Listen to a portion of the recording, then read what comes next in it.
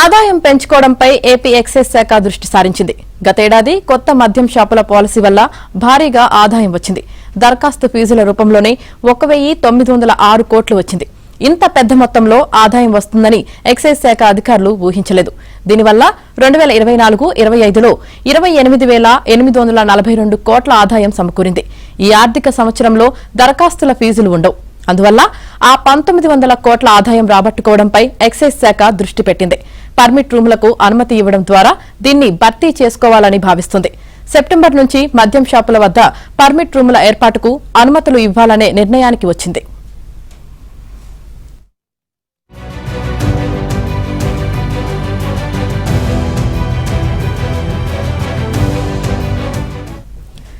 గతంలో అన్ని షాపులకు ఏడాదికి 5 లక్షలు పర్మిట్ రూమ్ ఫీజుగా ఉండేది. ఇప్పుడు దాన్ని 2 కేటగిరీలుగా చేశారు. మున్సిపల్ కార్పొరేషన్లోని షాపులకు 7.5 లక్షలు, మిగిలిన షాపులకు 5 లక్షల చొప్పున ఫీజులుగా ప్రతిపాదించారు.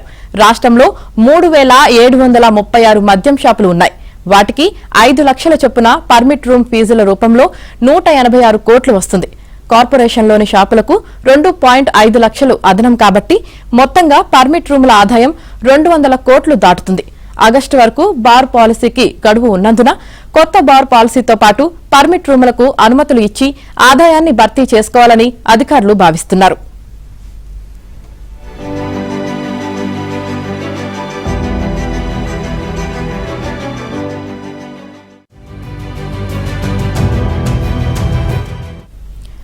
వాస్తవానికి పర్మిట్ రూమ్ల ఆదాయం 2024-25 ఆర్థిక సంవత్సరంలోనూ రావాలి. కానీ కేబినెట్ సబ్ కమిటీ సిఫార్సు, ఎక్సైజ్ శాఖ అనాలోచిత నిర్ణయం కారణంగా గతేడాది ఆదాయాన్ని ప్రభుత్వం కోల్పోయింది. పర్మిట్ రూములకు అనుమతిస్తే షాపులే బార్లుగా మారిపోతాయని అప్పట్లో కేబినెట్ సబ్ కమిటీ అభిప్రాయపడింది. గతంలోనూ ఈ విధానం ఉన్నప్పటికీ ఎక్సైజ్ అధికారులు కూడా సబ్ కమిటీ అభిప్రాయాన్నే అమలు చేశారు. దీంతో ప్రభుత్వం ఆదాయాన్ని కోల్పోయింది.